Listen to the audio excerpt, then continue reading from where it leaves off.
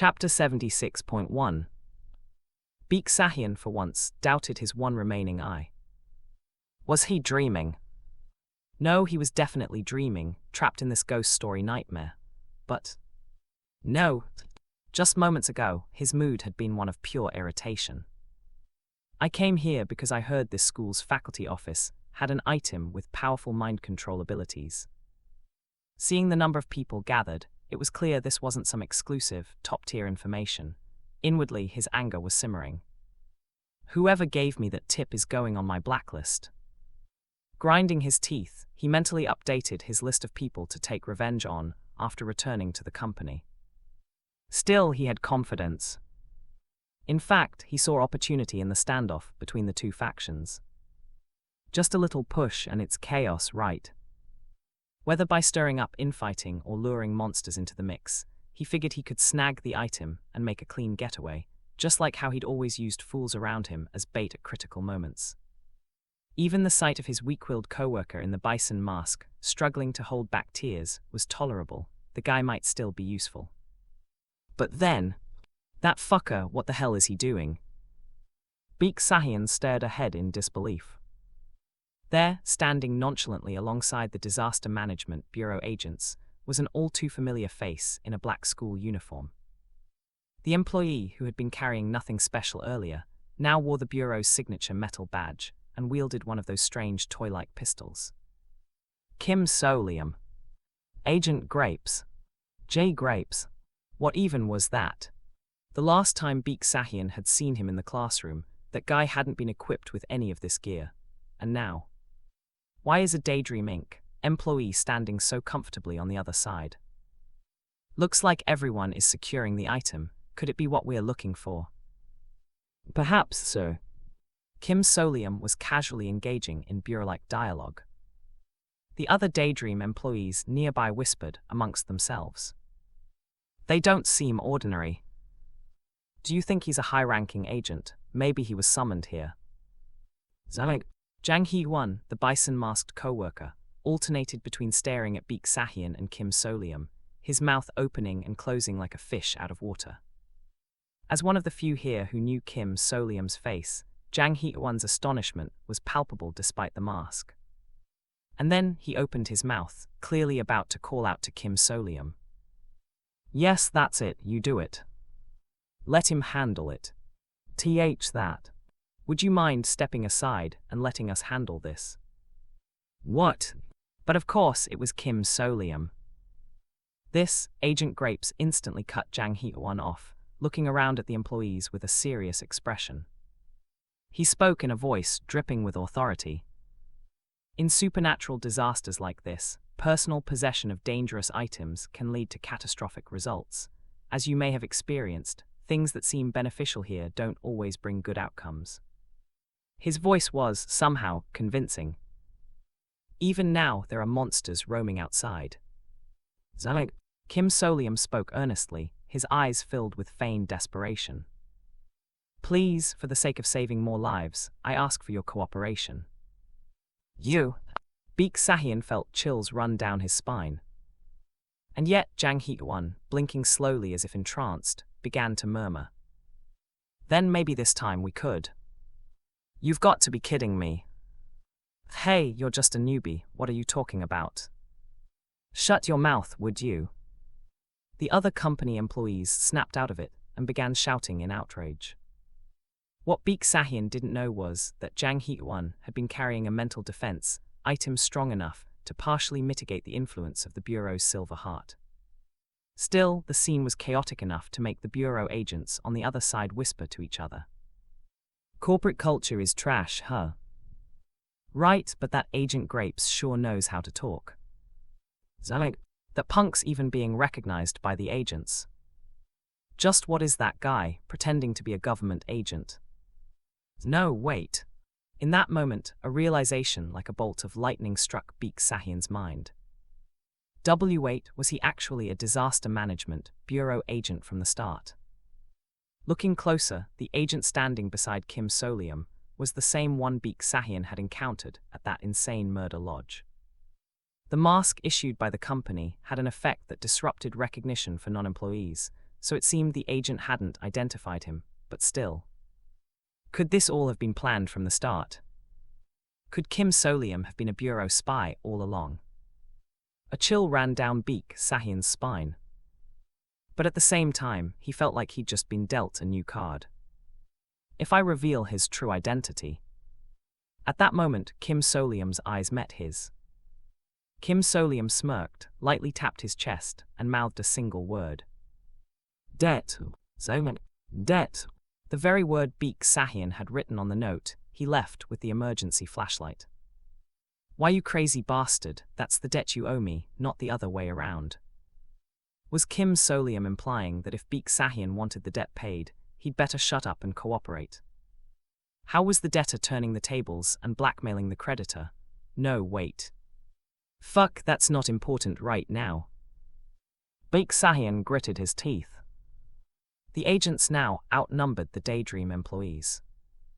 If this continues, the field exploration team members aiming for a high clear bonus will likely back off and give up the item. If that happened, the chaos would end, and with it, his opportunity. In that case, after some hesitation, Beek Sahian made up his mind. He absolutely needed that item. Absolutely.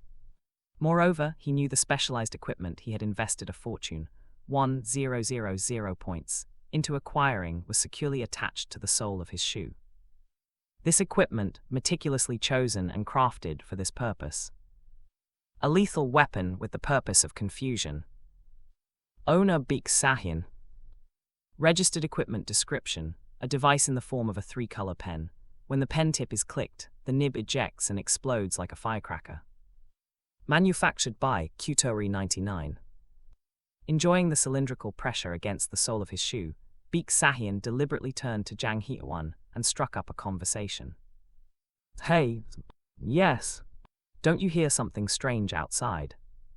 And with that, he naturally aimed at Kim Solium and fired. Out there. His target was that fucker's head. Die. Instant death would ensure that even if Kim Solium woke up from this nightmare, he wouldn't realize who had shot him. He probably has a name tag anyway. There was no way Beek Sahian could risk his sabotage being traced back to him, not after he'd set up the debt narrative. I'll just pin the blame on someone else. After all, every employee in this company had the same level of moral ambiguity. Hiding his glee, Beek Sahian allowed a sly smile to creep across his face. Whoosh. The pen tip launched silently from the sole of his shoe and flew straight toward Kim Solium's head. But it didn't hit. Kim Solium casually tilted his head, dodging the pen tip. Kim Solium glanced at Beek Sahian. How many times do you think I read about your equipment usage on the wiki? He already knew how it was loaded. You click the left heel twice. Having prepared for this ever since they became roommates, Kim Solium's reflexes, in hindsight, were only natural. Not that he had expected much, so he wasn't even angry. But I can't let this slide. At that moment, Kim Solium grinned at Beek Sahian. I know you fired it. And that meant one thing. You're fucking screwed. Beek Sahian felt a chill run down his spine. The learned fear surged to near panic levels. But his objective of creating confusion had succeeded nonetheless. The pen tip struck the locker behind Kim Solium and exploded, filling the room with light, noise, and smoke. So who did that? At this level of chaos, it didn't matter how softly anyone spoke. This kind of commotion was enough to lure the students, even if it meant they'd tolerate some damage to the school's property. They'd be coming soon. Flashlights. Everyone crouched and pressed themselves against the walls. The smoke obscuring their vision created the worst possible conditions in this nightmare school. Who did this? For now, survival instincts overrode the need to find the culprit. In that case, Beek Sahian seized the opportunity to lunge at the table. Fountain pen of second-year student black. He snatched the item and stuffed it into his pocket. Blending seamlessly back into the crowd of employees, Beek Sahian joined the rush to flee the faculty office. Inside, the bureau agents, who had maintained a near-perfect formation to monitor all angles, only realized what had happened once the smoke began to clear. The fountain pen and the Daydream employees were gone. Those Daydream bastards. Kim Solium had suddenly become guilty by association. Wonderful. Kim Solium, who had been keeping an eye on Beek Sahian the entire time, caught the exchange. But the situation was too urgent to dwell on it. There has been a death in the third-floor hallway. The deceased is second-year student Kim Sora. The Daydream Inc. employees fleeing down the hallway had killed one of the students. The power went out. 5 seconds of darkness. Flashes of light from flashlights. Screams. Corpses. This is insane. With both people and monstrous entities running rampant, this resembled a scene from a B-grade slasher film. A suffocating type of terror different from the earlier stillness. Awag's there in the window. Blood's blood. Requesting bar thud. Amid the gruesome carnage unfolding in every direction, I somehow managed to spot the students trying to enter the faculty office through the mist and freeze them in place. It felt like playing a nightmarish tower defense game, or maybe a horror game where I was trapped and utterly cornered. Move! The only silver lining was that the agents were taking the brunt of the aggression, leaving me mostly out of the spotlight. But even that had its limits. Flicker. The instant a drop of blood splashed into my eye, I had no choice but to blink. A student's hand, hooked like a claw, stopped just above my head. I quickly stepped back. My skull had almost been crushed. My hair stood on end. My heart felt like it would give out.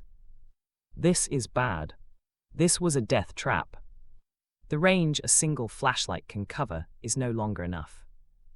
From what I knew, the number of students per floor varied by each exploration round, but there were at least 20 students on any given floor. And if someone killed a student and triggered the announcement, there has been a death in the second-year faculty office. Mori would come, accompanied by another 5-second blackout for a moment of silence. It never ends. The likelihood of everyone dying here and the exploration ending was overwhelmingly high. So, I need to escape while I still can. I gritted my teeth. I needed to find the others on another floor and join forces with them. The mist was beginning to clear, and the blackout had just ended. Flicker. Now, I slid across the faculty office, cutting through the carnage of blood, gore, and violence, and made it out through the door that had been open from the start. In that instant, Mr. Grapes. As the mist dissipated, I spotted Agent Bronze. He was grappling with an employee wearing an animal mask, and the owner of that mask was... Hey, quiet. Jang Hee-won from the Y Squad round-off team. So you didn't manage to escape with the others, huh? Use this to restrain him. The agent tossed me what looked like a pair of handcuffs. Clearly, he thought I had come to assist him. But I had already decided to cut ties with everyone here. Arun Ro dear. Damn it. Jang Hee-won, startled by his own outburst, slapped a hand over his mouth. He had called me by the name of my mask. Ro dear. No, that's... The look on the agent's face said it all. He knows. Damn it if that's the case. I swiftly caught the handcuff-like item the agent had handed me. And then I clamped it on him instead. The cuffs expanded, binding the agent's arms and mouth, with a silver chain extending from them to my hand. Let's go, Bison. Why, yes. Dragging Jang Hee-won and the restrained agent, I bolted out of the faculty office. Awag. The moment of silence is over. May the deceased rest in peace. Leaving behind the chaos of the faculty office, we sprinted madly up the stairs. A couple of students followed us out, but were drawn back by the ongoing commotion inside the office. Keep an eye on what's above us. Got it. Jang Hee-won responded quickly, diligently watching the upper stairwell. 2. I stopped midway up the stairs, watching as the students who had been following us disappeared, and turned my head, wanting nothing more than to wipe the sweat off my face. And that's when I made eye contact with the restrained person at the end of the chain I was holding. Agent Bronze from the Disaster Management Bureau was glaring at me like he wanted to kill me. At this point, I had no choice. Time to bluff. With a speed I'd never achieved before in my life, I began crafting an elaborate, emotional appeal. I am walking up the stairs of a nightmare school with an agent from the Disaster Management Bureau, while dragging him along like a prisoner after restraining him. For context, I used an item he handed me to betray and restrain him. This is a mess. This can't go on. This definitely feels like I've crossed the line. By tomorrow, I might find myself on the Disaster Management Bureau's blacklist, conscripted for whatever sinister purposes they have in mind. Sure, the company might protect me, but I really don't want to owe Daydream Inc. anything. It would be utterly insane. I need to fix my image somehow. The cold sweat on my back never seems to dry. I spoke carefully. If you promise not to yell, I'll remove the gag. Please just nod your head. The agent's murderous glare softened slightly. He gave the faintest of nods. What a lie. If he's going to deceive me, he could at least try to hide it better. With a sigh, I continued. I have no intention of harming you, stealing Disaster Management Bureau intel, or reporting anything back to the company. And as I just said that, I felt no pain whatsoever. I know the caramel you gave me is a truth-inducing interrogation aid. The agent's pupils trembled. Of course, I don't think you gave it to me with malicious intent. It's just... I gazed at the air with a melancholic look. I wanted to convey that even though I work for Daydream Inc., I wasn't planning to lie to you. Strictly speaking, I was lying. If it came to it, I fully intended to use express-delivered alien painkillers to bypass the effects and lie my way to survival. Unsurprisingly, a sharp discomfort began to rise from within. It felt like my insides were twisting, like the onset of an ulcer. But now wasn't the time to let it show. I can endure this without flinching. The more malicious or deliberate the lie, the greater the pain. What I just said was evasive at most, barely a level 1 discomfort. Endure it. Next step. Building trust. I discreetly loosened a small silver badge in my pocket while keeping my face composed. Then I openly showed the item, the silver heart, to the agent. I'm telling you this without relying on tools like these. I'll repeat myself. If you promise not to yell, I'll remove the gag. Just nod your head. Conflict flickered in the agent's gaze. When we stopped on the landing, he gave another faint nod. Without a word, I removed the gag. The agent kept his promise and didn't cause a commotion. Good. Next step. I returned the flashlight and pistol I had confiscated from the agent. Then, I loosened the restraints on his arms. You'll need them to defend yourself in this kind of urgent situation. Not that the pistol works on anything but ghosts or supernatural entities. Though it could theoretically harm bad actors depending on the ammunition, I didn't think either Jang Hee-won or I fit the criteria for such targets. Jang Hee-won hasn't caused any significant trouble in the past 3 months. Still, I didn't completely remove the restraints. If the agent escaped before I finished winning him over, it could spell disaster. I offered a plausible excuse. It's too dangerous to wander off alone here. I'll keep the restraints on until your judgment fully returns. We cautiously ascended the stairs, keeping watch in all directions. Suddenly, the agent asked, Is Deer your alias? Your group operates in units and uses aliases derived from your masks, correct? That's correct. Are you a squad leader? No, just a new hire. This one here is a fellow new hire. With a faintly bitter smile, I pulled a half mask from my pocket and placed it over my face. The familiar texture of bark with horns sprouted settled over my skin. The agent looked at me, visibly shaken. Then I heard Jang Hee-won's subdued voice. I'm sorry, Mr. Deer. I know you were trying to help me. No, it's fine, you must be very flustered. Honestly, compared to Beak Sahian, who was determined to get me fucked up, this was something I had already braced myself for when I decided to act as a temporary agent. Moreover, Jang Hee-won even went as far as to vouch for me to the agent. Mr. Rodeer is truly a kind and dependable person. Even when we first met, he risked his life to save me from the darkness. That's an exaggeration. Nice shot. We just helped each other to survive the darkness together. Mr. Rodeer. Zag. The agent fell silent, a complicated expression on his face. At least he didn't try to smack me with the grip of that small pistol, and I'll take that as progress. Entering the 4th floor, we ascended the final stretch of stairs. 4F. Zag. We made it, but I feel uneasy. From the 4th floor onward, this ghost story starts getting even more warped. For one, when students die, there's no announcement over the speakers anymore. The floor is eerily dark. BZZT. Most of the lights were already shattered or burnt out, and the few remaining ones flickered sporadically, except for a handful that stayed on. And the bigger issue. Dozens of students were standing in the hallway, and they were already staring directly at us. In the dimly lit school hallway, they lined up like mannequins along either side. The 4th floor student entities were all 3rd years, with more than 100 confirmed in every exploration log of this floor. Hearing that alone would make you think, well, guess we're all doomed. But it's fine. The agent spoke in a firm voice, offering critical information. They cannot leave their positions. That's right.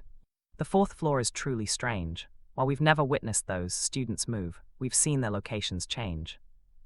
But the students on the 4th floor, they don't move at all. It's like their feet are glued to the classroom floor.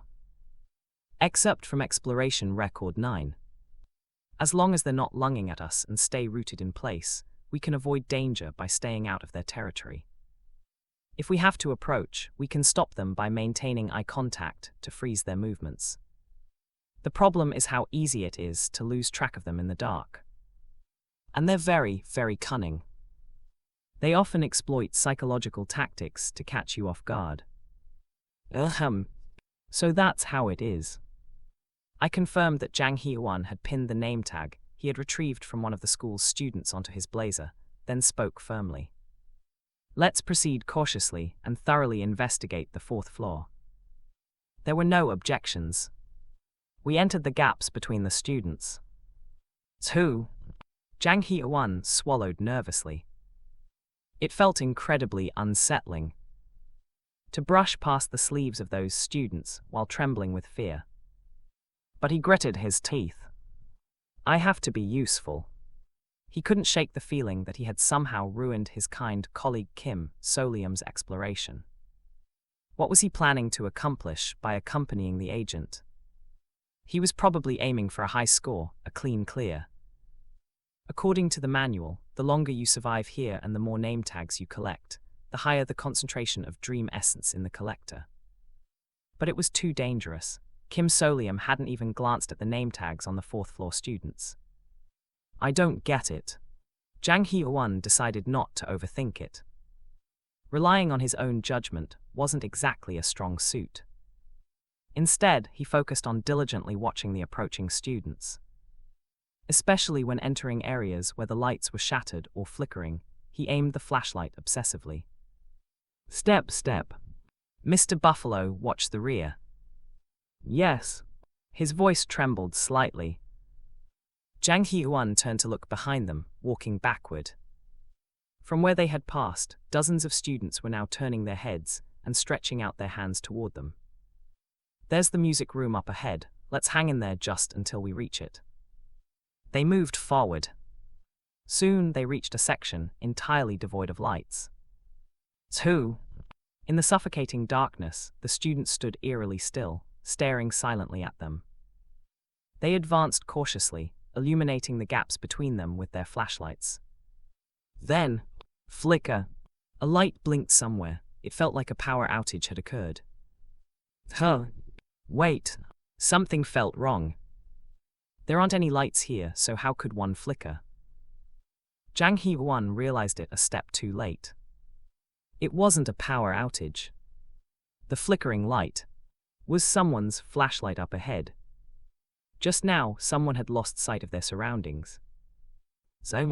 Jang Hee-won almost turned around in panic, but a calm voice from behind him stopped him. Don't look back. We have to keep moving. Kim So-lium's voice was strained, mixed with heavy breaths. And then, the metallic scent of blood. Drip, drip. As Jang Hee-won backed away, he noticed red liquid dripping onto the floor.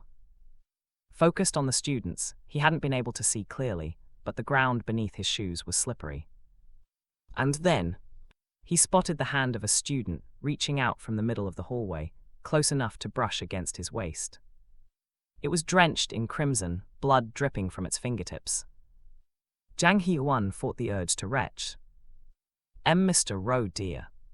When they finally made it out of the crowd of students and turned around, Kim So-lium stood clutching his abdomen, his face pale as a sheet. The flashlight in his hand flickered once more. With a faint smile on his ashen face, he said, "The battery. Effective illumination time, 60 minutes. Of course. Emergency flashlights weren't meant to last long." Though they had prepared supplies, the two of them had failed to account for the time left on the flashlight the other was carrying. W8, Please don't speak. Jang Hee-won struggled to suppress his nausea and tried to support Kim So-lium. The agent instinctively joined in. Together, the Daydream Inc. employee and the Disaster Management Bureau agent hurriedly helped him into a nearby classroom. Even there, a few students peeked inside.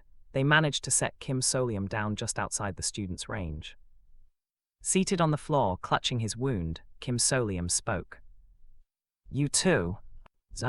Leave me here." The one wearing the horned mask, his face strained from the pain, forced a smile. One moment. Kim So-lium reached out with his free hand and completely undid the agent's restraints. "I almost forgot, now you can leave."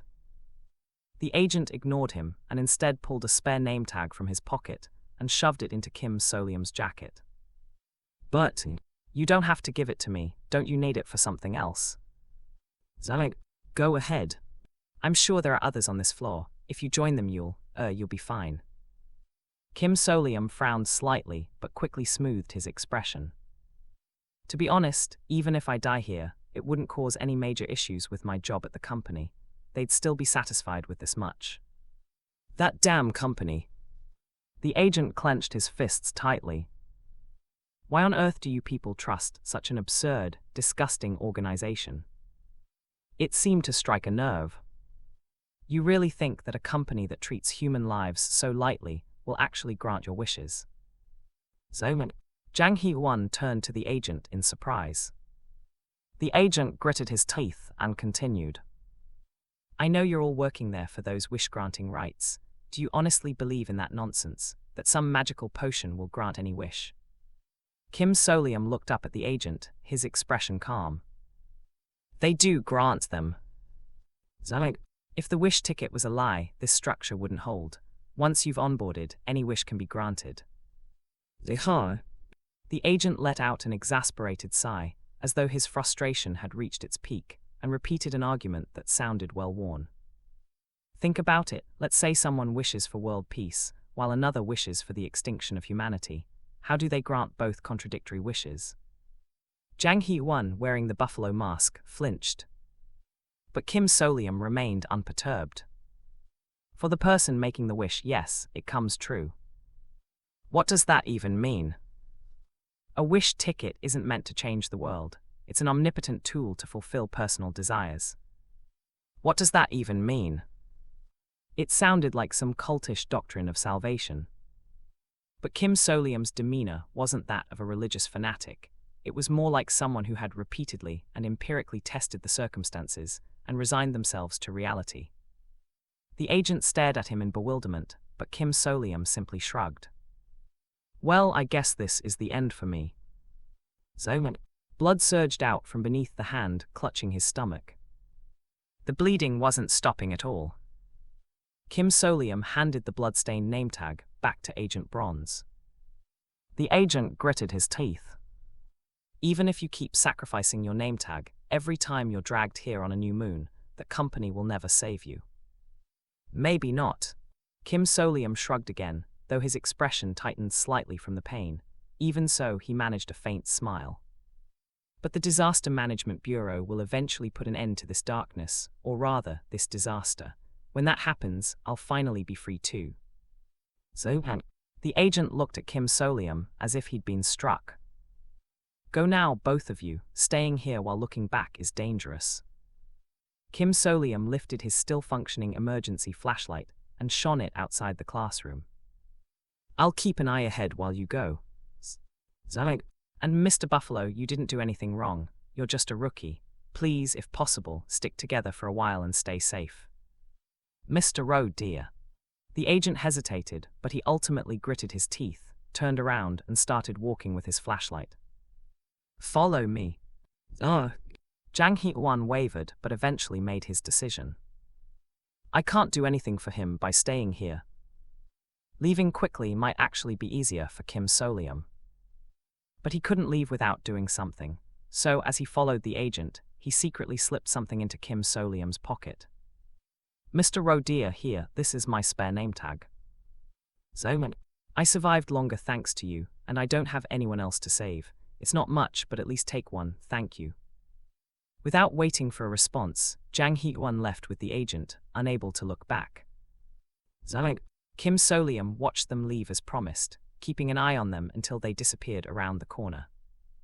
And then, finally, as soon as they were out of sight, Kim Solium swiftly retrieved something he had prepared from his pocket. A piece of candy, individually wrapped in plastic. A nostalgic relic from a warmer time. Magic candy. A large, old-fashioned eyeball candy in cheerful red, yellow, and white, nestled in its quaint wrapper. Nostalgia candy. The emergency recovery item Kim Solium had purchased.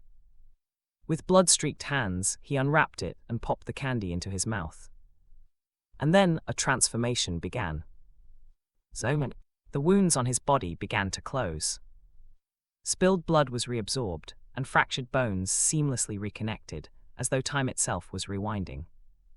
When rolling the candy in his mouth, rediscover cherished memories.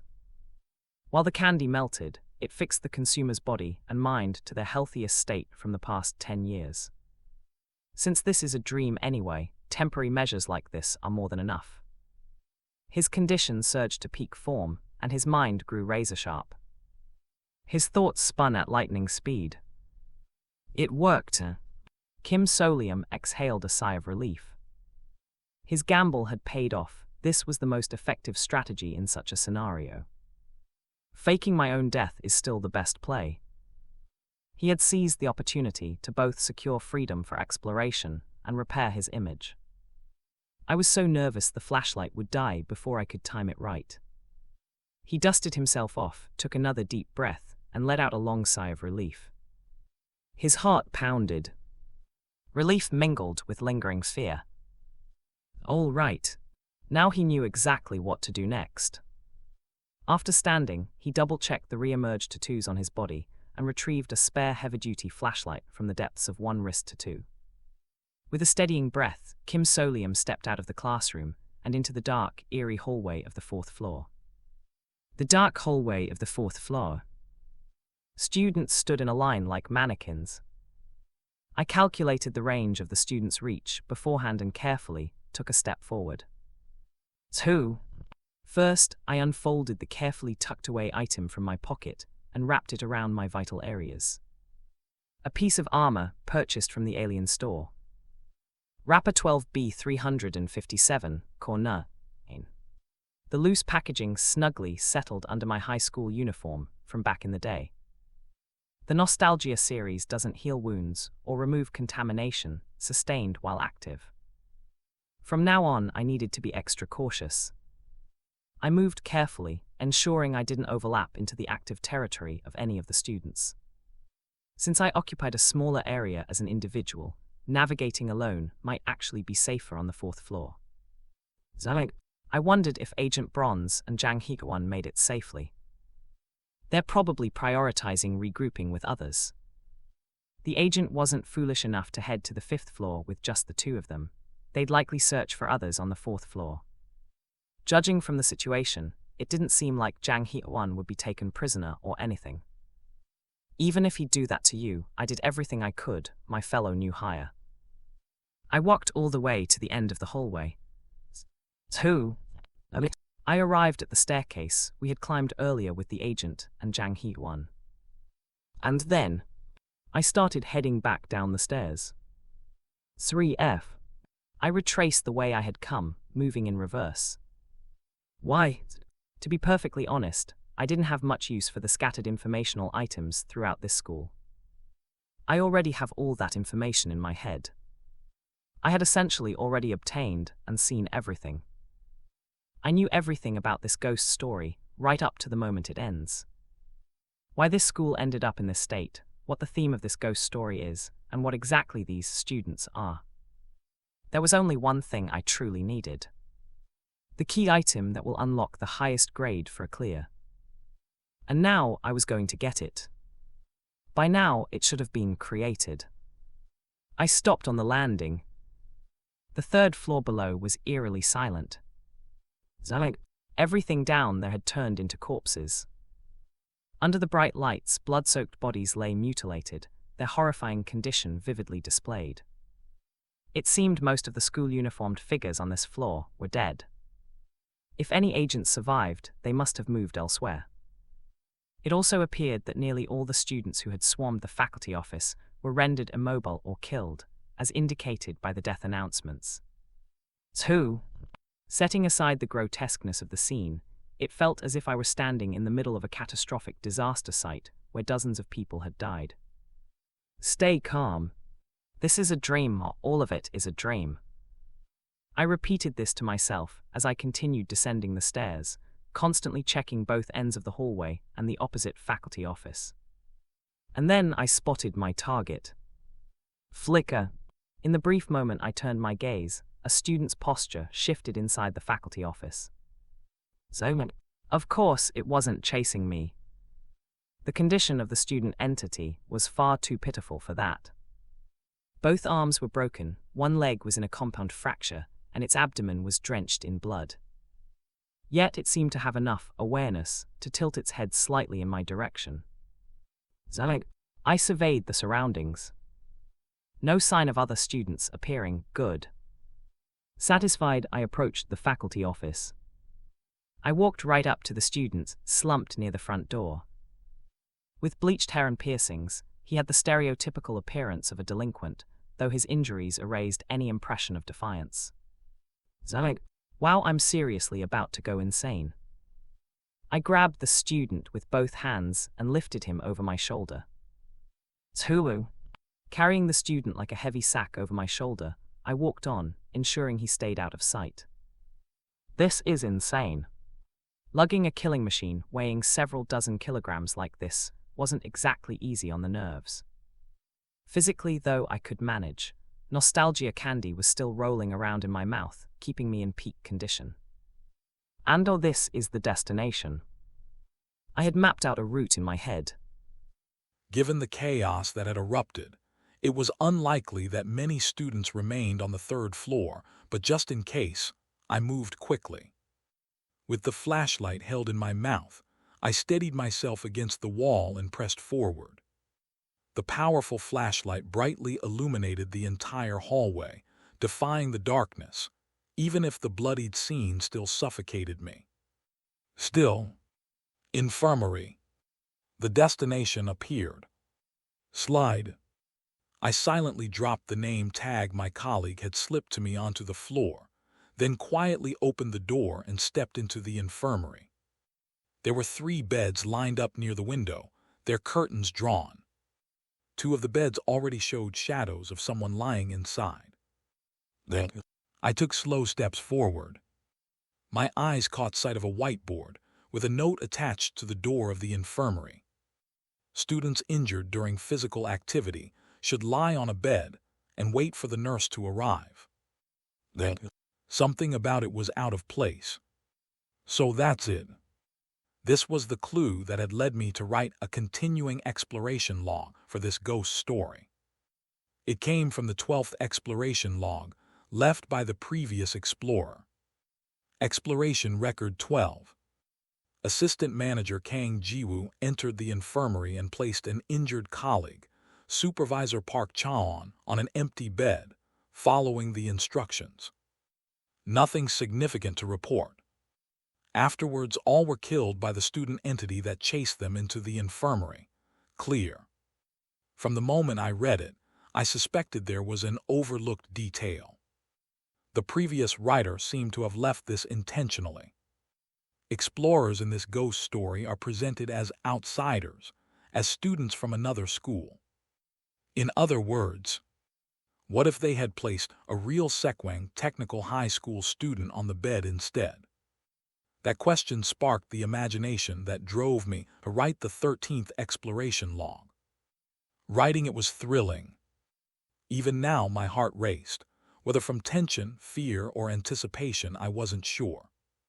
Taking a deep breath, I opened the curtain to the only bed without a shadow. On the clean, makeshift bed, I carefully placed the student. In my mind, I could see the words I had written in my own exploration log overlapping with this moment. Exploration Record 13. Employee successfully lured an injured student entity with the help of a civilian. After binding the entity, they entered the infirmary and placed it on a bed. The name tag was not removed during the process. The student was limp, but could have moved their joints awkwardly if I had forced them to. I covered them with a blanket, then stepped out of the infirmary. Leaning against the bloody hallway wall, I waited for several seconds, my heart pounding. After a brief wait, I knocked lightly on the infirmary door and re-entered. Inside, I would find the injured student entity lying on the bed in gym clothes, having received proper first aid. And that's exactly what I saw. Then, a feeling of awe, or perhaps fear, overwhelmed me as I approached the only bed with its curtain undrawn. The bleached-haired student I had brought lay on the bed, now dressed in gym clothes. Bandages and splints had been applied, and he didn't even look in my direction. At this point, in the original exploration record, it was noted that the discovery was made while thoroughly searching the surroundings. Slide. I opened the drawer beside the bed without hesitation. Inside was a neatly folded school uniform. Sekwang Technical High School. It belonged to the student lying in the bed. The buttons were loose and some parts were frayed, but strangely the uniform was clean, with no blood or stains. My heart pounded fiercely. Without looking back at the student lying on the bed, I grabbed a sheet of A4 paper from the infirmary and wrote, "I'll just borrow your uniform for a bit. Transfer student who brought you here." Folding the paper neatly, I placed it in the drawer where the uniform had been. In its place, I took out the uniform. Then, turning my head, I saw the student lying on the bed, still dressed in gym clothes with his eyes closed. He looked as if they were in a deep, peaceful sleep. It worked. I quickly began to undress. I threw my old high school uniform out the infirmary window and started putting on the borrowed Sekwang Technical High School uniform. Luckily, our builds were similar, and it fit reasonably well. Once I finished donning the old-style school uniform, DRRK, then I heard the sound of a drawer opening behind me. Turning back, I saw that a reply had appeared on the note I left inside the drawer. "What grade and class are you in?" Then, swallowing hard, I wrote down the same profile I had scribbled on the back of my old high school photo to prepare for this moment. The name of the class where I first woke up. Class 15. The instant I wrote that, The entire world plunged into darkness.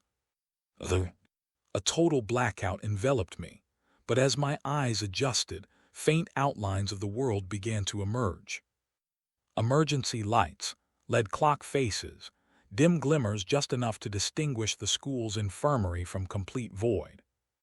And then, tap tap, something tapped my shoulder. I turned around. The student, who had been sitting idly on the bed, was now lightly tapping my shoulder. The bleached-haired student casually retracted his hand and began moving. Yes, naturally. With movements far too human, he took the A4 paper and pen from my hands with his bandaged arm and quickly scribbled something before handing it back to me. Transfer student, huh? Tough luck. And then he lay back down on the bed as if to resume sleeping, every motion eerily natural.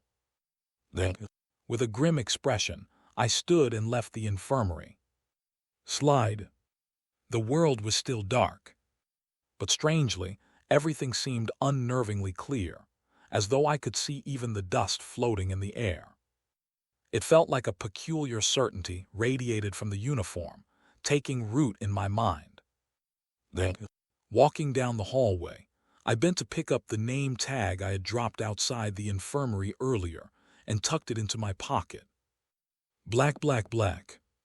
The name tag now glowed strangely, far more than before. Even in this dark, bloodied, and filthy environment, an odd calmness pervaded me. But then, something appeared in the distance. From Class 27, shapes began to emerge, peeking out.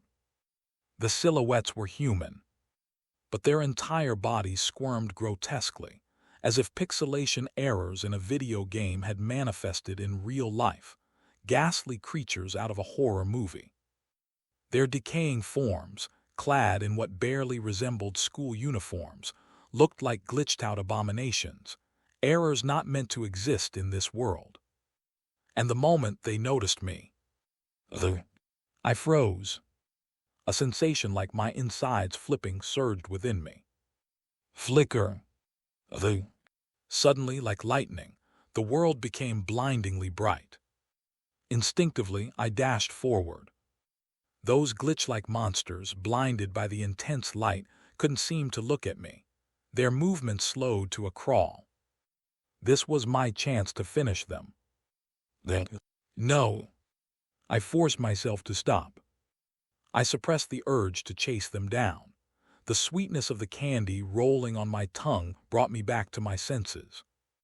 And then, flicker. Once again, the world turned pitch black. When my eyes met theirs again, they were already far away, sluggishly retreating down the hallway to the opposite stairwell, leaving me behind. Then, my entire body was drenched in sweat. My clenched fists trembled as if I had narrowly survived an overwhelming addiction. But I could endure it. I had read about this moment in the logs, after all. There was no confusion. I had merely confirmed what I already knew. So that's how it works. Did you notice? The monsters I had just seen, they were the explorers. The ones dragged into this ghost story, just like me, until moments ago. And now if an explorer dons the uniform of Sekwang Technical High School with the permission of a student, they can take on the role of a student in this ghost story. I was now a student of Sekwang Technical High School. Exploration Record 13, which I had added. If you acquire and wear a school uniform in the proper manner, you will be treated as a student. This is, in truth, a rather groundbreaking concept. Handled incorrectly, it could distort the original essence of the ghost story. The school ghost story. Monsters that only move when unobserved. Within the shadow of darkness, which was built by remixing these two classic tropes, originally adhered to the theme of classic fear of the pursued. A nightmare in which familiar places and people turn into incomprehensible horrors that chase you down until you're dead. However, As exploration records accumulated beyond 10 entries, a subtle buildup began to emerge. It's the kind of thing that adds the fun of imagining a more specific backstory to the world. Exploration Record 5. Text found on the blackboard. Avoid the teacher. The teacher is the rest of the text was crudely erased. In this way, bits of foreshadowing steadily piled up. For 12 entries, it had only been accumulating, and the story had gained enough popularity to make it seem like it would keep accumulating indefinitely. That sort of thing gets frustrating after a while. It becomes difficult to sustain the original theme of fear, born from gaps in information. But then a thought occurred. If I could explore as an insider, as a student, wouldn't it add the thrill of retrieving all these clues? The 13th exploration record, I wrote aligned with what the creators of the ghost story had been craving. Thus, the ghost story of Within the Shadow of Darkness reached a new turning point. From mid to late explorations onward, all the eerie foreshadowing scattered throughout the logs would be retrieved, revealing shocking twists. The latter half was filled with deeper, more story-driven exploration records. It was a remarkable experience to witness indirectly, seeing the seeds I had sown grow into a larger, new story through the contributions of many others. But to actually experience it myself. Right. I planned to encounter the very climax of that story a little earlier than expected. Let's go. Dressed as a student, I walked down the dark hallway on the 3rd floor of Sekwang Technical High School. In the distance, I saw monsters full of fear slowly disappearing around the corners of the hallway. The urge to chase them surged and then subsided. Who? Strangely, existing in this school as a student felt comfortable. It felt like I was standing where I belonged. This only intensified the rejection and destructive impulse I felt when witnessing those alien monsters roaming the school. Especially, a death has occurred in Class 2-2. When I first heard that announcement, my heart sank. A bittersweet sadness and a chilling emptiness, and a sense of duty to uncover the cause of the accident. Please observe a moment of silence for 5 seconds.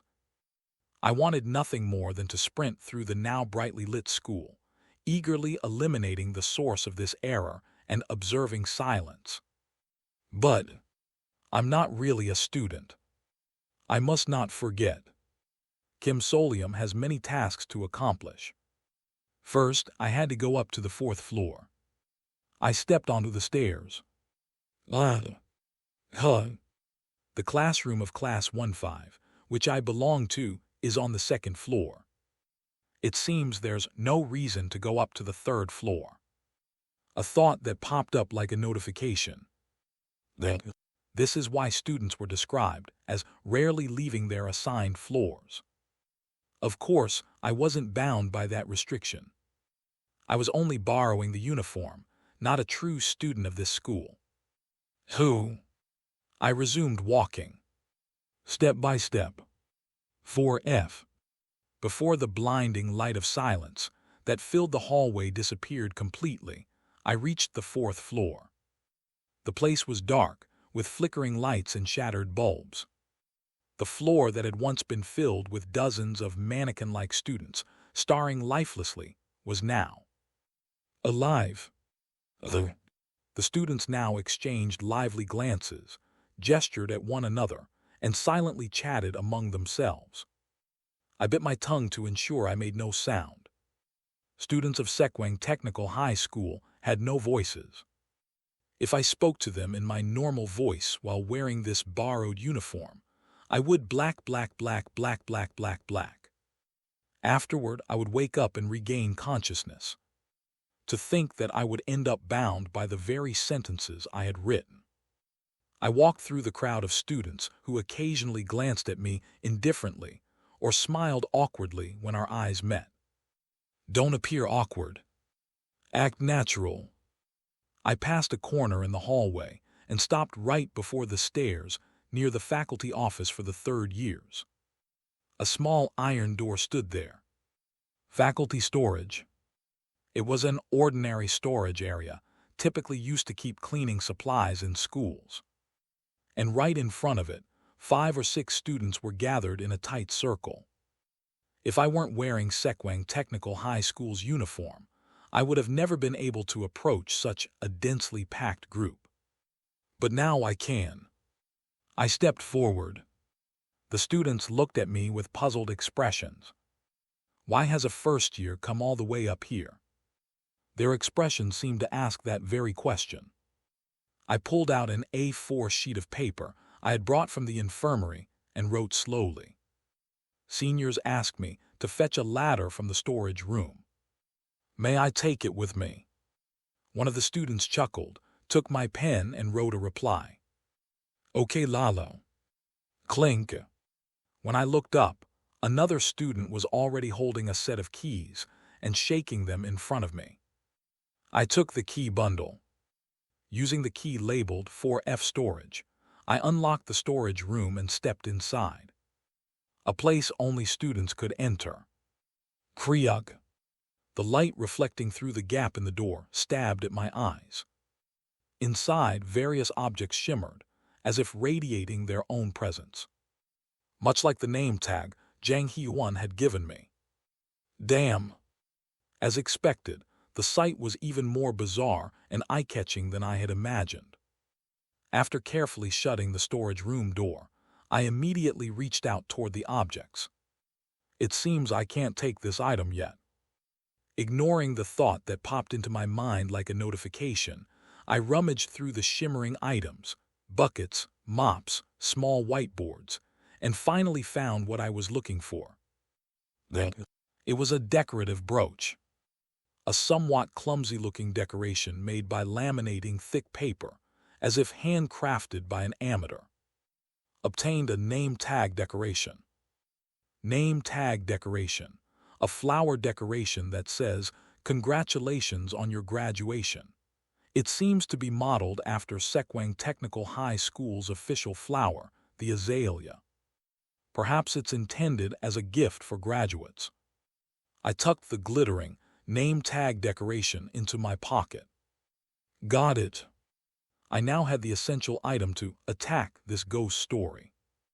I continued exploring places that only students could access, verifying whether the information I knew from the exploration records matched reality. I borrowed a book from the library, tapped on the piano keys in the music room. If anything was even slightly off, it would be better to die and wake up quickly. Fortunately, everything aligned perfectly. Good. During this process, I avoided going to the 5th floor, where the graduation ceremony preparation hall was located. It wasn't time yet. When will the notification come? Taking a tense breath, I waited slowly. And then, a tremendous roar struck my ears. Would this be what a sound glitch feels like? It was like the noise of hundreds of people scratching their nails against chalkboards, a maddening cacophony. And I knew what it was. The monsters. The voices of explorers who appeared as glitched monsters to me were unmistakable. The deafening noise of whatever they were saying to each other downstairs pounded, not just my ears but my brain. A powerful urge enveloped me. So this is why they chased noisy ones first. At the very least, I wanted to eliminate the sound. Calm down, calm down. I suppressed the overwhelming urge and refrained from running down the stairs. Instead, I took a few seconds to quell my impulses. Now let's move. Once I was fully composed, I proceeded carefully and checked the monsters at the far end of the 4th floor hallway. The monsters were confronting a student. No, the situation was almost over. The student was lying immobile on the ground, unable to move. Yet the monsters weren't all retired. Damn! I prepared myself. One monster was still intact. It stared at the student lying on the ground before turning to look at me. and it stopped me in my tracks. I saw it from a distance. The monster that froze me in place. Its face, horrifyingly melted, resembled a grotesque figure smeared like pixels. But one thing was different from the other monsters. It's wearing a mask. And the mask was a girl. A Go Yeonjun. Wow.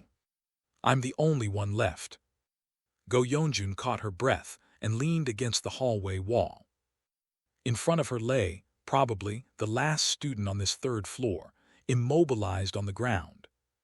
It seemed to still be alive, but she had no intention of killing it. If I kill this one, there'll be another blackout and more will swarm in, The civilians she had been escorting were all already dead. At least the last 3 had name tags with them when they died. According to company protocol, even if someone dies, they can live their daily lives in reality. Still, it was unsettling that the liquid in the dream essence collector only refilled when a name tag was obtained. Something's definitely up. Go Yeonjun had somewhat given up on collecting name tags meticulously for a high-grade clear.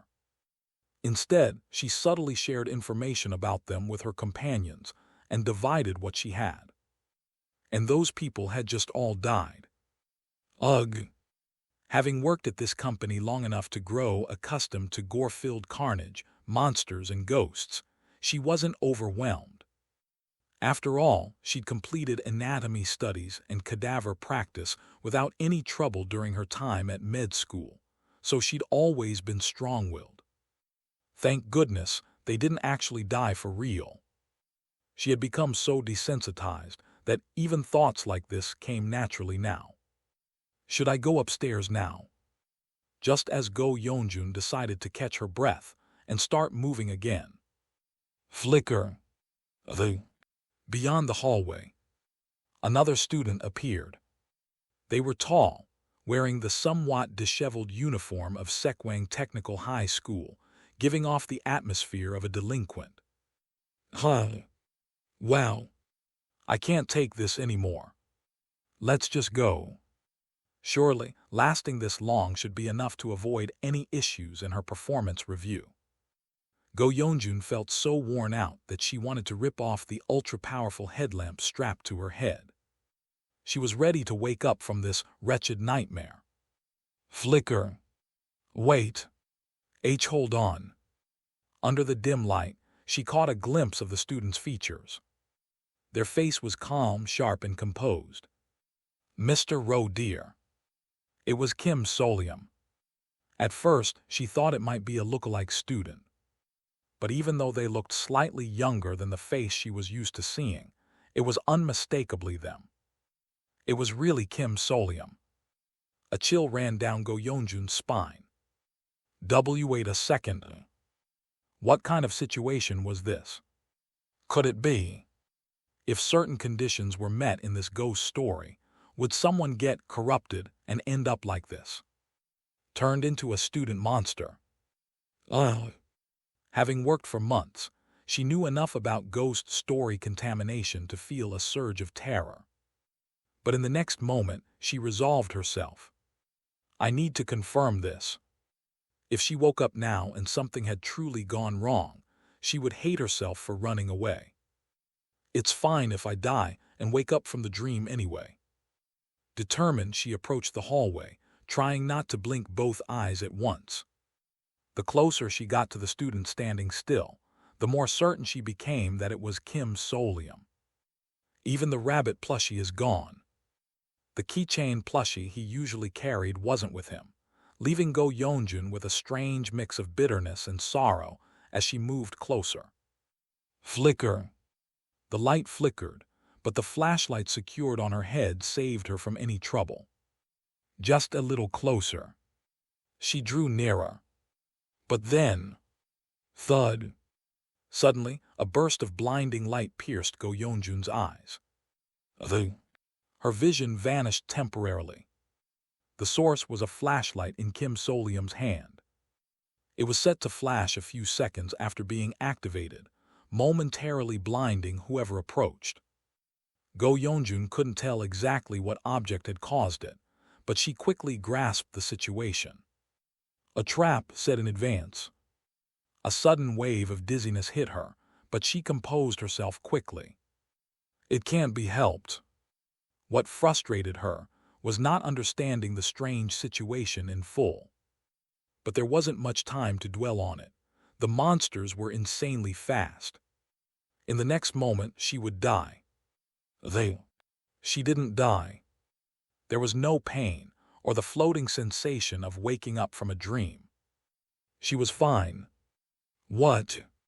As her eyes adjusted to the aftereffects of the flash, Go Yeonjun looked up at the student in confusion and froze them with her gaze. Kim Solium, wearing the Sekwang Technical High School uniform, wasn't looking at Go Yeonjun. Instead, he was staring at the floor. The floor. Go Yeonjun stepped back slightly, aligning her view to see both Kim Solium and the floor simultaneously. On the floor, words had appeared. An A4 sheet of paper had been laid down, and writing was scrawled on it. Ms. Gorel. GLHHHH. All right, let's sort through this. The monster in front of me. That grotesque figure with its pixelated, distorted appearance was undoubtedly my colleague, Go Yeonjun. The Gorel mask was clearly visible, after all. I feel bad for blasting that high-powered flashlight in her face. Clenching my teeth, I tried to focus on the mask instead of my sense of revulsion. The problem was that normal communication was impossible. I couldn't speak, nor could I properly hear what the other person was saying. There's no way we can talk anyway. If that's the case, might as well kick her out of the school. The urge to destroy everything surged up to my throat like bitter bile. It felt like my head was filled with errors. This was driving me crazy. Unable to think of another way to communicate, I eventually pulled a pen out of my pocket and, avoiding looking at her directly, wrote on the floor. Ms. Gorel.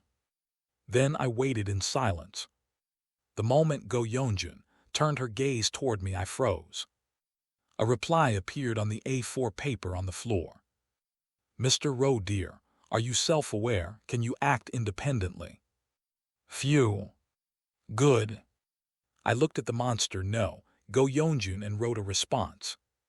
Yes, I can. Don't worry, I'm not contaminated. Although I imagine even a contaminated person might say something like this, so I'm concerned about how it sounds. This is all part of this ghost story's gimmick. A gimmick? Yes. How should I explain this? In this case, it's probably best to go straight to the point. Knowing that the colleague in front of me was clearly intelligent, I decided to forgo roundabout explanations and write the direct answer instead. The solution to this ghost story that all the foreshadowing in its lore pointed toward. This is a school where a horror game has become reality. The name registered in the wiki for this ghost story. And the cause of all the events happening in this nightmare version of Sekwang Technical High School. Hints about it can be found in exploration records that uncover the lore in the faculty office and certain classrooms. Item confiscation list, month of day. Game console. When obtained from the first-year faculty office and turned on, a pixelated image of the school at night briefly appears on the screen before it shuts off. Memo in the top right corner of the blackboard in Class 3-2. That's supposed to be the teacher. Notebook found on the floor of the music room. There's a small doodle in the corner. Why am I in school after waking up? A sketch of a surprised puppy. Graduation ceremony prep. What does that even mean? It's May right now. And various other notes and items. If you search the bag of the student whose console was confiscated, you can even find an empty game case with a plot summary written on the back. The day before graduation. Students supporting the graduation ceremony preparations at Black High School spend the night at school. Of course, the preparations are mostly an excuse, and the students enjoy the atmosphere of a nighttime camp. New couples form, best friends argue, and someone's secrets are exposed. Then the school broadcast comes on. The graduation ceremony has begun. To penalize students who did not attend, the teacher is now leaving the auditorium. The bloody graduation ceremony begins. Can they escape the nightmare school unscathed? That's how it becomes evident. This ghost story is about a horror game that devoured a real school, forcing it to replay the events of the game as a nightmare. That's why the students don't speak. Because it's a game without voice acting. That's why the third-year students on the fourth floor can't leave their spots. Because the main game hasn't started yet. That's why the students can't move when explorers are watching. It's a bug that wasn't part of the original game. In fact, the explorers weren't even official participants in the game. We're not playing the game at all. We were dragged in after attempting to glimpse the game's story through an unofficially downloaded text file. Who? Of course, I didn't explain all of this in full detail to my colleague. I only shared hints and conveyed the core logic. Here's the point. I obtained a student uniform in an unusual way and tried, becoming a participant in this horror game. For now, it seems to be working. A game? Oh, it sounds like that one. The horror game where you're trapped in school the night before White Day. But isn't becoming a participant in the Ghost Stories game even more dangerous? Especially since you don't know what might happen if you keep wearing that uniform for too long. Go Yeonjun's writing started off energetic, but became rushed and frantic toward the end. It was a reasonable concern. You're right, if it gets dangerous, I'll stop right away. I also planned to run for it if things didn't go as expected. But so far, things were proceeding exactly as I had anticipated. Still, this might turn out to be the most definitive clear route we can document in the manual. I'm going to give it a try. After a brief silence. All right then, I trust you, Mr. Roe dear. You've always been strong against ghost stories. Seriously, it's just a misunderstanding. Still, please don't do anything too dangerous. I'd like that too, but things in life rarely go as planned. Then if we stay here together, other students might grow suspicious of you, so I'll take my leave. Hua. Please be careful. That was the last thing she wrote. The moment I was unfrozen, I saw Go Yeonjun slowly walking away down the hallway, turning her back to me. Wait a second, Yeonjun SSI. I still have things to ask you. Please help me. I hurriedly caught up to her, lightly tapped her back, and hastily wrote out a new note. Excuse me, Ms. Goral, there's something I need to ask you. It's probably specialized knowledge only you can answer. Sure, feel free to ask. Thankfully, Go Yeonjun turned back and kindly agreed to answer. Hugh. Grateful, I quickly scribbled out my question.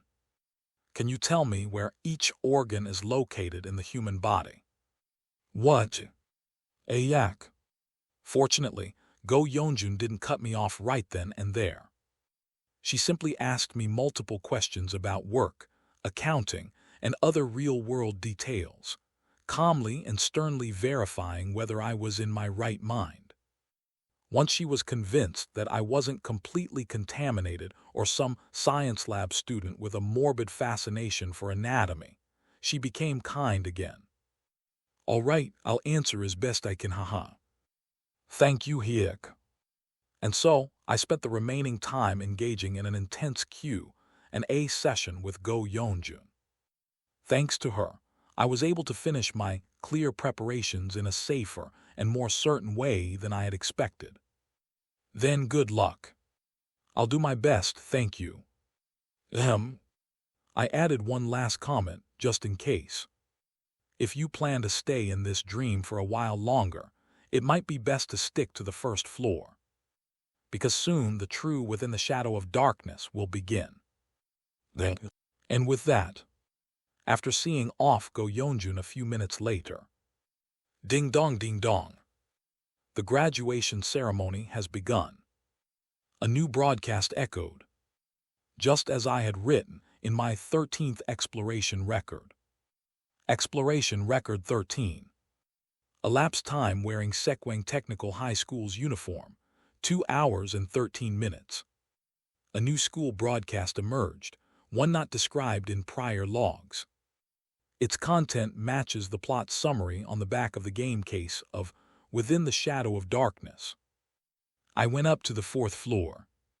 The countless third-year students who had filled the hallway there had all disappeared. The empty 4th floor hallway resonated with the broadcast. To penalize students who did not attend, the teacher is now leaving the auditorium. Just as I had written in my exploration record, the main storyline of the horror game began to unfold. It was becoming real. I swallowed hard. The atmosphere in the school changed completely.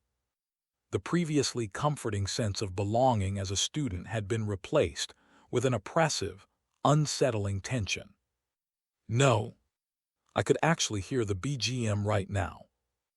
The haunting 8-bit game music descended upon my ears in sharp, eerie minor tones. And then a pop-up appeared. Something feels off.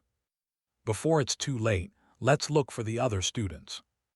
No, I wouldn't do that. I knew a faster route and steeled my resolve. First I would hide. I ran toward the third-year faculty office. Hiding inside a locker, there was the standard move. UX 774 1 UX 74 1 U0020 1 UX 528 1 UP 1C 1 U0020 1 UP 300 1 UP 4 1 U0020 1 UP 50 1 UX 57 C 1 U003 F1 U003F. Again, a monster. Rejecting the deafening, ear-splitting noise, I quickly slipped inside the faculty office locker. The problem was that one of the monsters had been in a classroom next to the office on the 4th floor. The monster hesitated as it opened the door and stepped out, then looked directly at me. At my shadowed face behind the locker's door. It looks like it's wearing a mask. I couldn't move my face to get a better look, but the limited view through the locker door made it hard to discern what kind of mask it was. At any rate, they're definitely one of our company employees. The sheer number of name tags they had collected made it almost impossible to recognize them as a glitch, thanks to the light emanating from them. Wait a second. Light. If it's that conspicuous. Step. Then. Over there. I could hear faint and heavy noises from upstairs. Specifically, the sound of something large walking with small, deliberate footsteps. Step. It's coming down right now. The teacher is. Damn it. The fear was overwhelming. I held my breath. But the glitch, possibly attracted to my name tag, quickly moved toward me despite my stillness. Can't they hear it? No, of course they can't. They're not players in the game.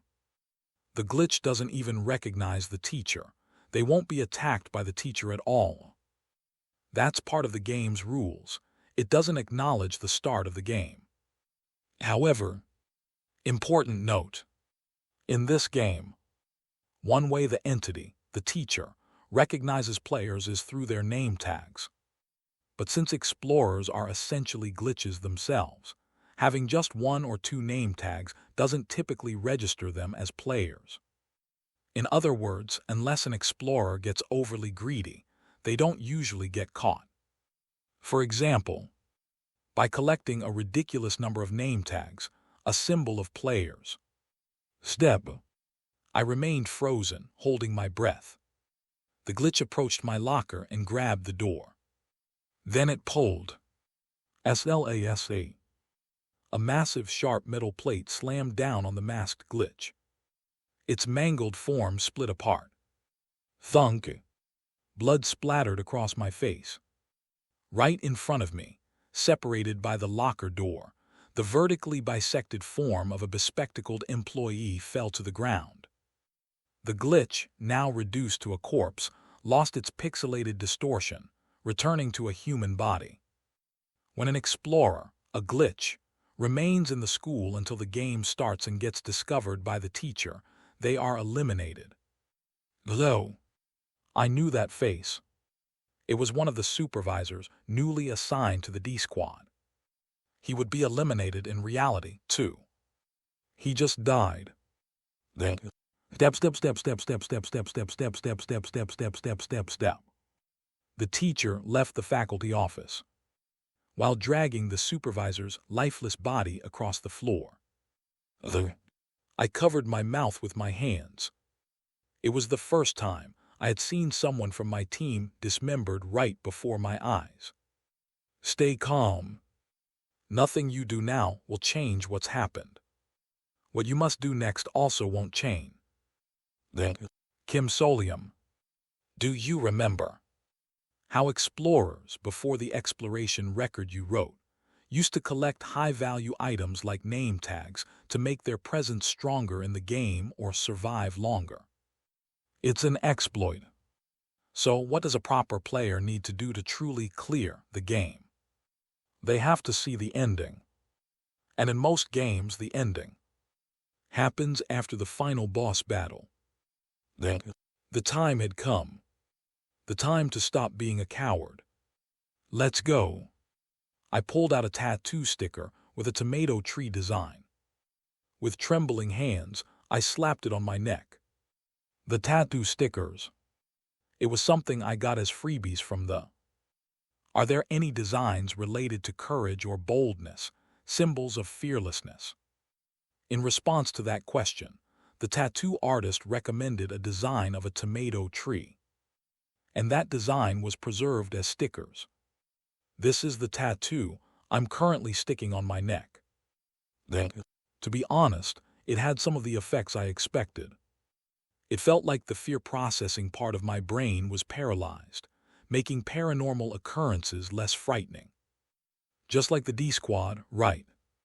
Just like Assistant Manager Yoon Hage and Supervisor Park Min-seong before me. Their guts seemed so out of place, it felt like their bravery bordered on recklessness, as they fearlessly explored these supernatural horrors. But, inside the locker I blinked. It doesn't seem to have much effect, does it?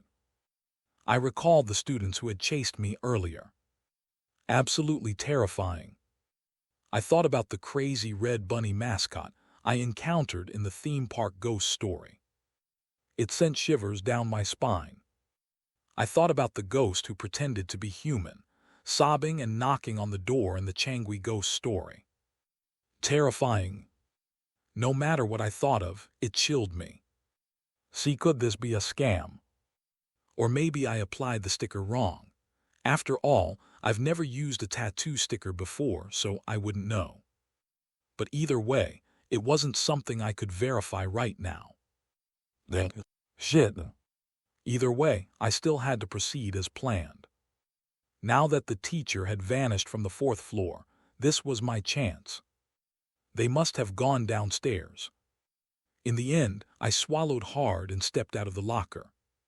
Of course, the sight before me would be gruesome. The bloodstains and flesh chunks of the newly assigned D-Squad supervisor, who had just died, would be scattered, so I braced myself as I stepped out. The tomato. Wait a second. I quickly left the faculty office and headed up to the 5th floor. There, the very reason I avoided the 5th floor was laid bare before me. The walls of the 5th floor were now plastered with pages from old graduation albums. And the students in the photos wore agonized expressions, their arms reaching out toward the outside world. Beyond the torn fragments of the graduation album, writhing chunks of flesh were visible.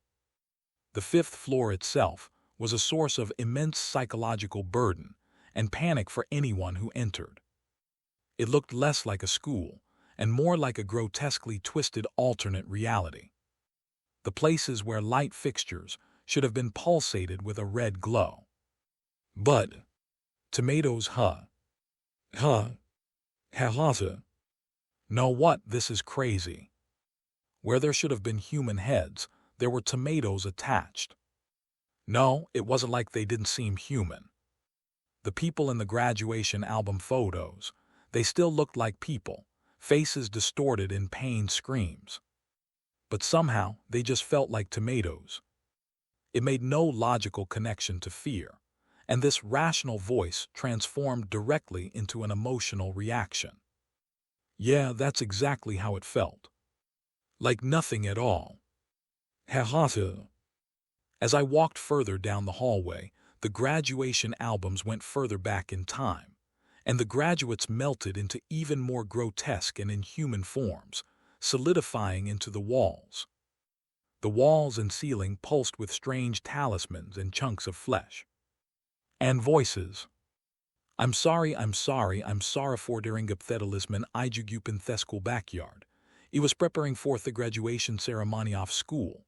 I'm sorry, no, the graduation ceremony is not a ritual, it's not a sacrifice, no. Please save me. This is all just game lore. Hearing it now wouldn't change anything. I walked down the hallway feeling almost cheerful, as though I were on a casual stroll.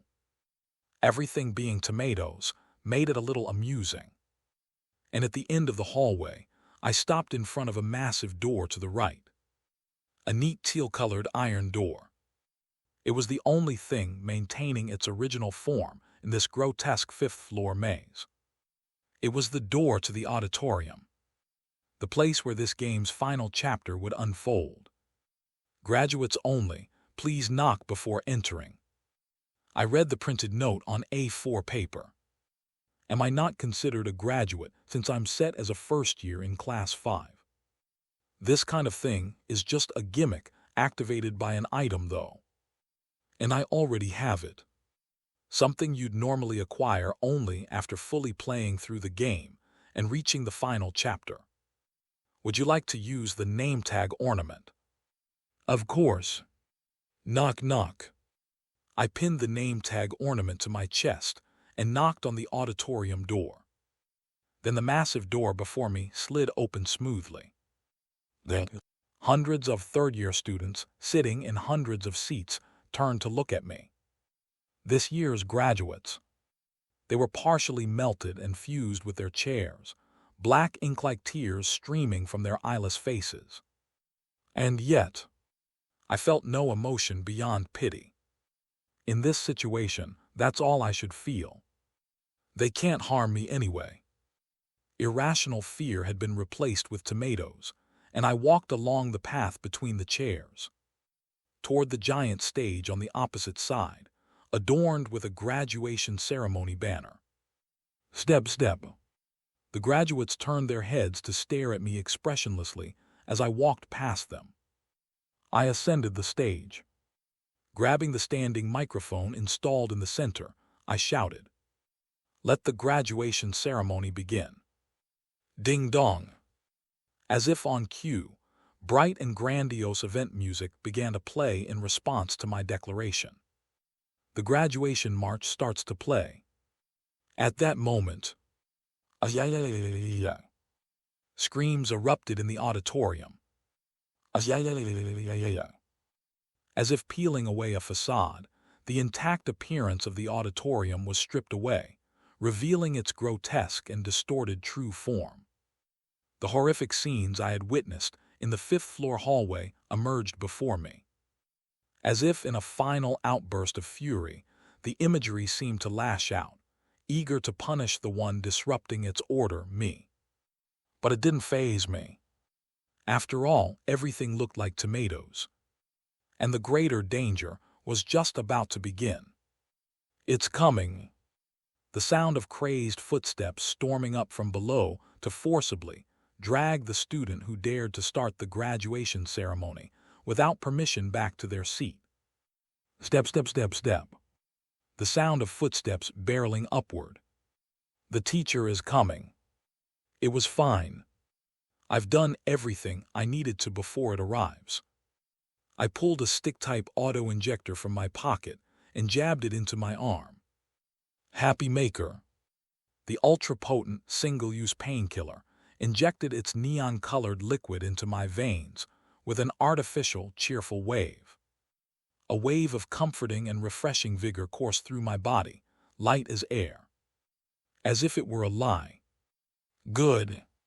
Simultaneously, I popped 2 nostalgia candies into my mouth. Take no more than 3 at a time. Nostalgia might overwhelm you and drag you under. I even followed the dosage instructions. Now I was in the best and most perfect state imaginable. Phew. The time had come. Bang. Through the crack in the auditorium door, something forced its way in. Trigger warning, blood gore. The teacher reached its deformed hand, fused with a chalkboard through the gap, tearing apart the metal door itself.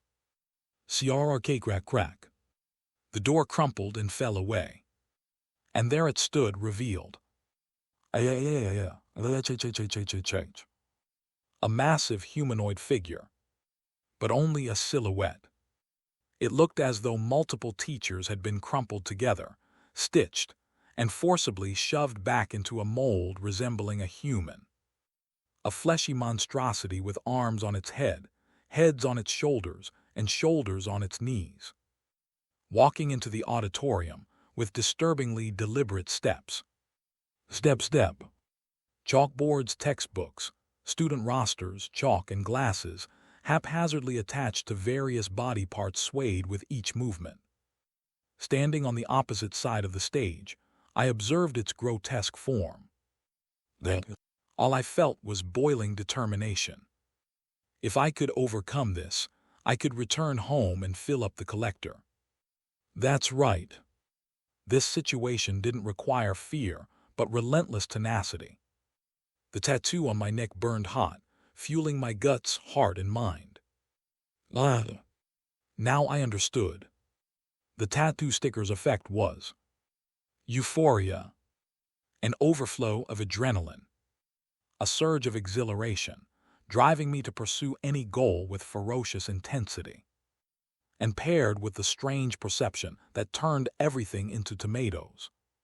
I can do this. Without hesitation, I grabbed the auditorium microphone and stared SLASA. I dodged. Well, I was hit, but instead of losing my head, just half of my right hand was severed. I was a little surprised, but there was no pain. No mental shock. It felt as if I were watching a tomato being crushed. The courage to let reason triumph over instinct. And a burning determination.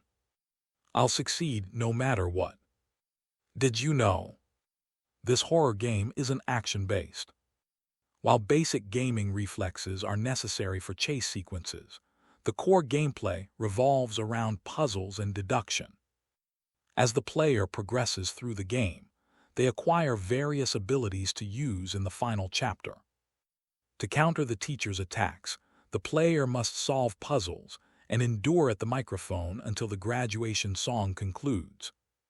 But as an explorer, such progression was impossible for me. I only borrowed a uniform. I'm not a real student. However, I can handle it like this. I pulled out my glass handgun and fired. The transparent, small-caliber weapon I received from a disaster management bureau agent worked with decent effect. A bullet struck the teacher's shoulder, eliciting a pained scream. But it didn't seem to inflict significant damage. Well, it wasn't exactly top-tier equipment. It didn't matter. The goal was to throw off its aim. SLASA. The rusty chalkboard slammed into me, severing my left foot. Still, I didn't move. I just stood there clutching the microphone. Blood gushed from my wounds, soaking the stage. Right, with human strength alone, it was impossible to evade or overpower that monster's attacks. After all, I wasn't Chief Lizard. But that didn't mean there was no way. I just have to stop caring. Thunk. The rest of my right hand disappeared up to the wrist. Unbothered, I aimed the glass-handled pistol with my left hand and fired again. Listen to your teacher. And again.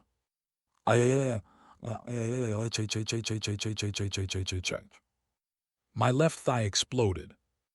I held on. SLASA. Both legs were now gone. I'm out of bullets. I slid downward, still gripping the standing microphone. SLASA. The left hand holding the pistol was severed, but I clung to the microphone stand with the rest of my body. SLASA. Using my remaining left elbow, I climbed up the microphone stand. Blood splattered violently.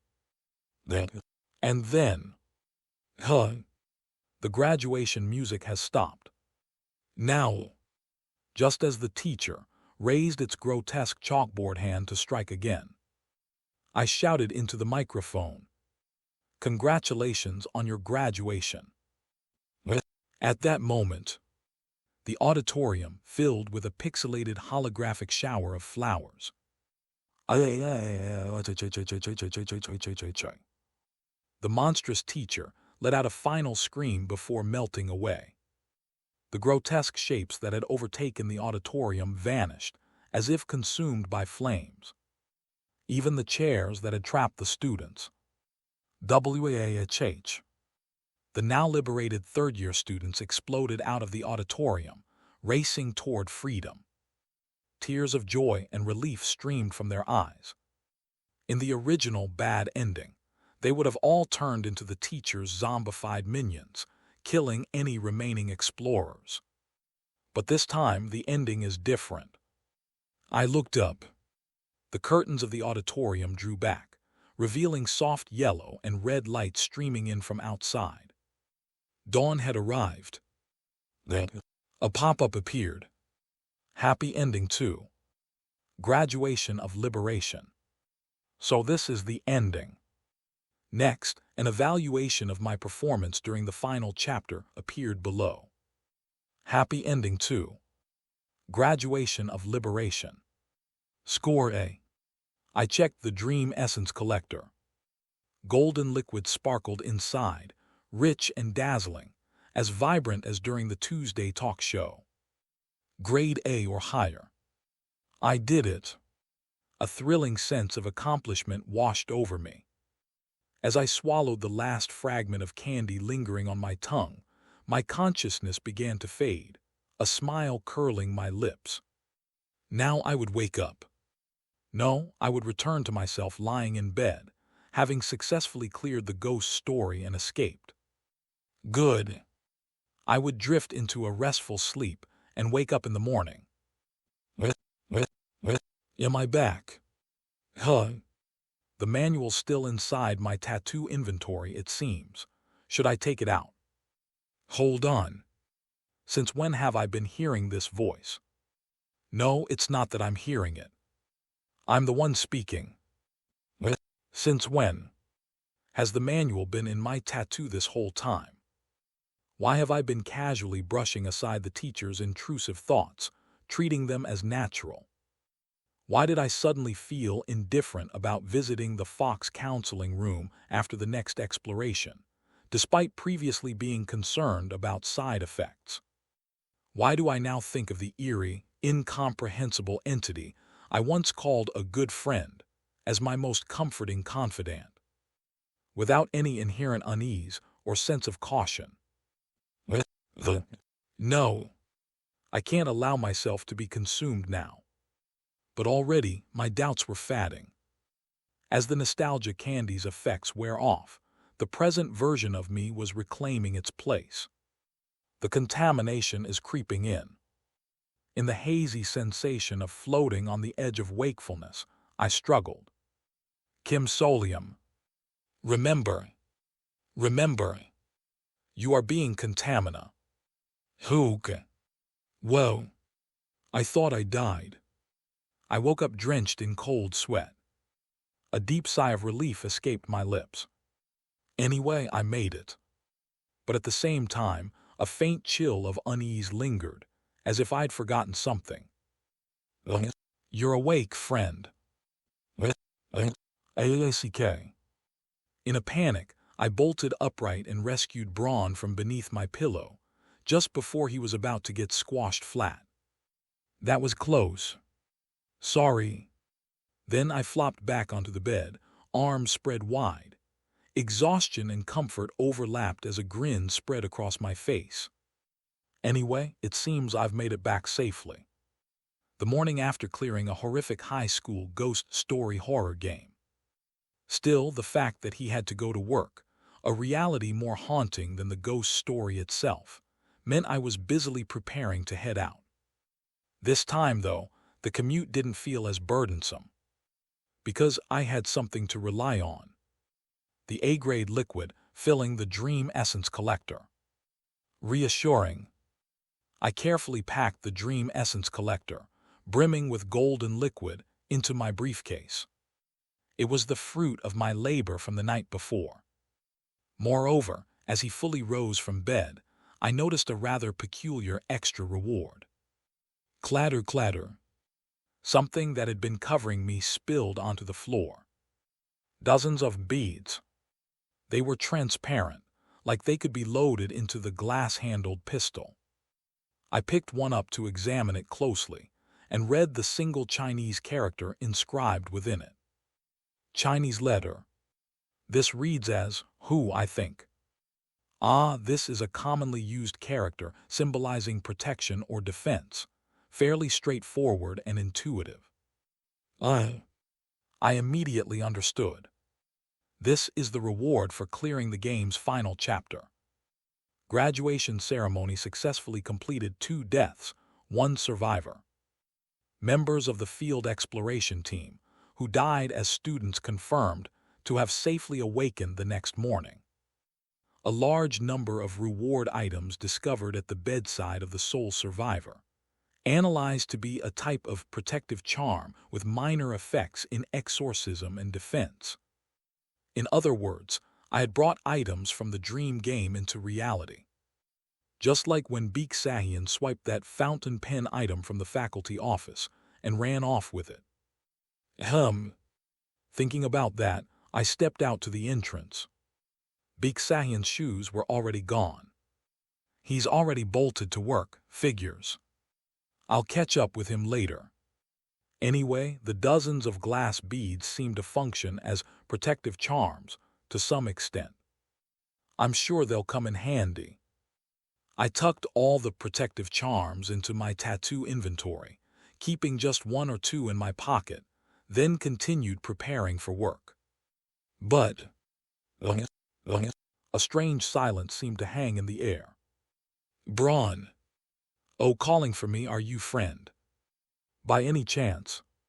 Were you uncomfortable last night? The host of the Tuesday quiz show, whose stuffing had nearly been flattened because Solium used him as a pillow.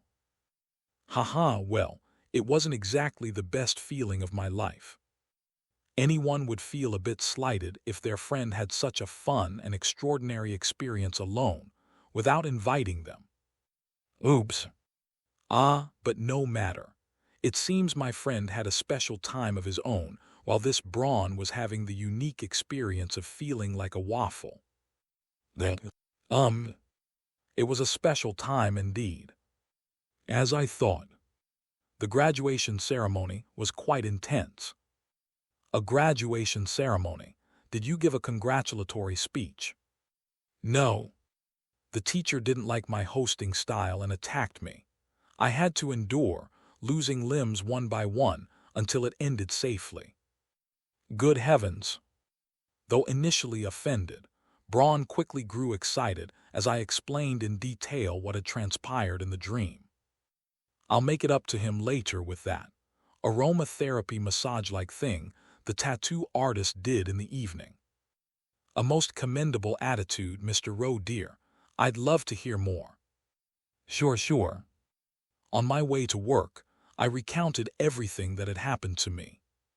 From being chased by students to becoming one of them myself. Who? Finally, as he arrived at the building and began heading up to his office, he ran into a familiar face. Solium SSI. Section Chief Lee Byongjin. It was Lee Byongjin, the manual revision officer Solium had rescued from the Changui ghost story. He lit up at the sight of me. So, the entire field exploration team attempted to enter this ghost story with decent item yields this time. So he already knew about my involvement in the high school ghost story. Well, it's not surprising. There was even an official directive for the entire field exploration team to attempt entry. What happened to your squad, Solium? Oh, I went in and came back, but I'm not sure about the others. I doubted Chief Lizard managed to enter. If he had, it would have definitely been written in the... Actually, no, they wouldn't have even bothered recording it. After all, the perfect counter to this ghost story is Lee Jahian. A pursuit-based ghost story is meaningless for someone who can just destroy everything with brute force. There's no point in ruining the ghost story mechanics. Even if my involvement caused some butterfly effect during the exploration, I would have noticed if Chief Lizard had been part of this expedition. He wasn't there. And then, one other member of D Squad didn't make it out alive. Who? Just as I was about to say it aloud. Oh, right. There are only 2 people left in D Squad now, Squad Leader and you, Supervisor Solium, right? I guess you didn't run into each other. Pardon. Still, it's a solo mission, huh? Well, at least our company's future is in capable hands with the talented Supervisor Solium, ha. Excuse me. Wait a second. When you say there are only 2 people left in D Squad. Oh, wasn't the personnel decision temporarily put on hold? The section chief looked at me quizzically. You know, D Squad was told to focus on support work this season since the contaminated member might recover. Didn't you get that notice? In that moment, I realized something. Supervisor Yoon Jo-hoon, the newly assigned member. He had been eliminated as a glitch by the teacher in the dream, and was erased in reality as well. Literally deleted, as if he had never existed in the first place. That's right. That's why people mistakenly believe there were no fatalities in this ghost story. At worst, they thought people who were retired were just dragged back to the school on the next new moon. Everyone believed this. Because those who collected a lot of name tags and stubbornly stayed on the higher floors without retiring were all deleted. They became people who had never existed. An unnerving ability to manipulate reality. No wonder the essence was rated a grade. It felt as though a deeper darkness was at work here. A chill ran down my spine.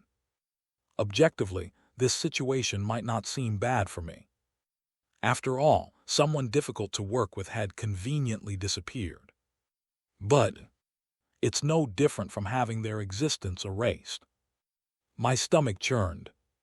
The fact that I was the only one who remembered him felt profoundly strange. Wait, why am I the only one who remembers? Shouldn't we all have forgotten? Could it be because I witnessed his death directly? Or maybe it was because I had eaten the nostalgia candy at the time, and its effects shielded me. Come to think of it, when I ate the nostalgia candy, I Solium SSI. I must have been mistaken about something. Anyway, it wasn't something important, so I decided to refocus on the conversation. Even if he was from a different team, A superior was still a superior.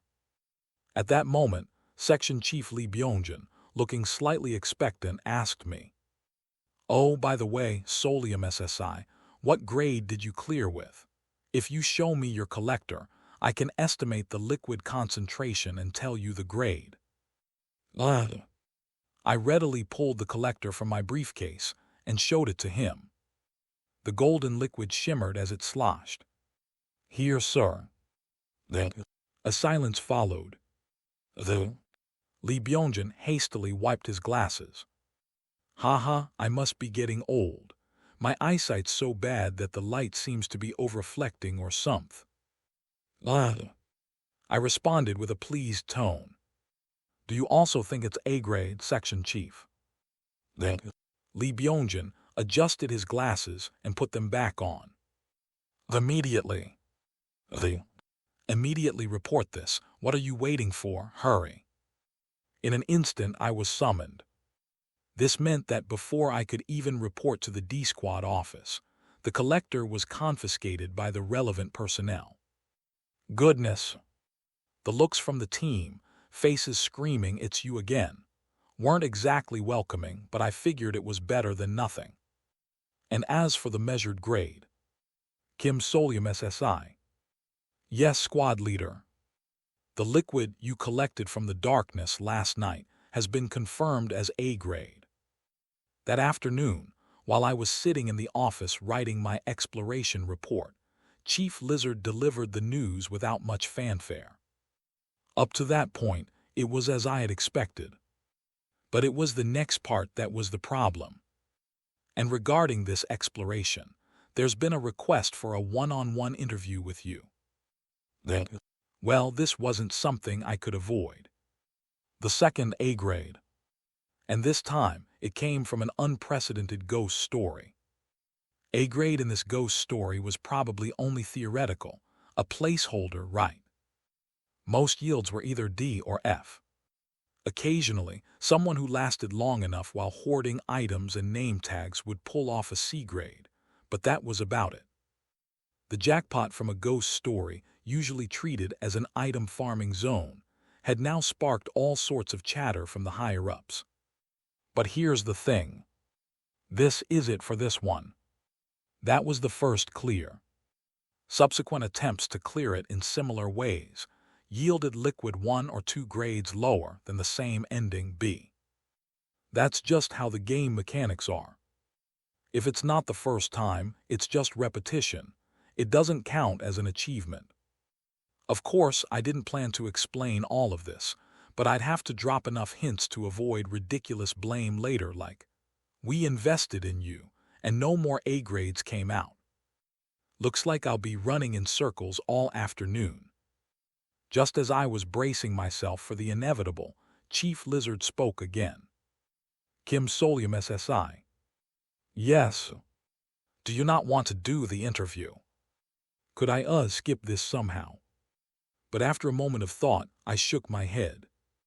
"No, it's all right, sir. I'll do it." To avoid some absurd blame game like, "You only got the A grade because you refused to write a proper report." Yes. Lee Jae-hyun didn't ask twice, very typical of him. And so, at the appointed time, I left the D-Squad office for the interview. They're calling me to a higher floor, huh? Descending to the designated 31st floor, I found the meeting room. Knock, knock. "Come in." Hearing the voice granting permission, I cautiously opened the door. Sunlight poured in through the blinds, casting a solemn atmosphere over the meeting room. At the center was a massive, black, round table desk. But, the researchers who were supposed to conduct the interview weren't there. Instead, sitting alone at the head of the massive desk was one person. A woman with deep blue-black hair, dressed impeccably in a 3-button suit, looked at me with a kindly expression. She didn't seem old, but there was something about her that made it difficult to guess her age. And on the desk before her was a striking black lacquer nameplate. Managing Director Chung Dali. The D Director. Wait, Why is an executive sitting alone in the meeting room I was called to? And it wasn't even that Director Ho, who Lee Byung-jun and the A Squad were connected to. But that surname, I've heard it before. When Section Chief Lee Byung-jun went missing, his team had speculated about who might replace him. The new person they bring in might be, who knows, right? But it's unlikely it'll be another one of the same line, probably someone from Director Chung's side. Director Chung, a senior executive from the company's development department, someone I'd never been involved with before, had summoned me. What the hell? Of course, even as I panicked internally, I bowed deeply. Because no matter how shocked I was, I couldn't forget social etiquette. It's an honor to meet you, Managing Director. Good, nice to meet you too. Managing Director Chung shook my hand and gestured broadly to the row of chairs lined around the round table desk. Go ahead and take a seat. Yes, ma'am. Where should I sit? I hesitated for a moment before choosing a spot, not too close to the head of the table, but still within reasonable distance for a conversation. Then, someone who seemed to be from the executive secretary's office entered the meeting room, placed an unknown set of documents in front of the managing director, and left. I could feel cold sweat forming. What is this situation? I couldn't make sense of it, so I focused on grasping the context first. So, Supervisor Solium, are you still in your 20s? I was born in XX, ma'am. How young? I'll speak casually, so just relax. This is a good meeting. A good meeting, you say? I've heard a lot about you over time. Managing Director Chung smiled faintly. You've left quite an impression. If only we had more recruits like you, there'd be no issues with acquiring raw material. Thank you. When someone this high up starts praising you, it's best to just sit politely and listen. Trying too hard to guess what they want or speaking out of turn could easily backfire. Is this meeting just to commend me and encourage me to write a good A-grade manual? Maybe she's come all this way to leave a strong impression. But then, so Supervisor Solium, the main point came out of nowhere, without warning. Do you have any interest in joining an elite squad? I nearly choked on my own spit. Well, oh, I know you were offered a position by Section Chief Beak from the A Squad last time, and you declined. I need to focus on foundational skills and knowledge first. Good excuse. Well played. Oh, good God. That squad, they care about hierarchy, which is fine, but sometimes their priorities shift, and they put hierarchy above exploration. It's not a good look, but hey, being good at playing the game is a skill too, isn't it? Ha ha. She wasn't even subtle about pointing out that the A Squad was part of a different faction. I am not going to respond to that, Director. I forced a faint smile and nodded lightly.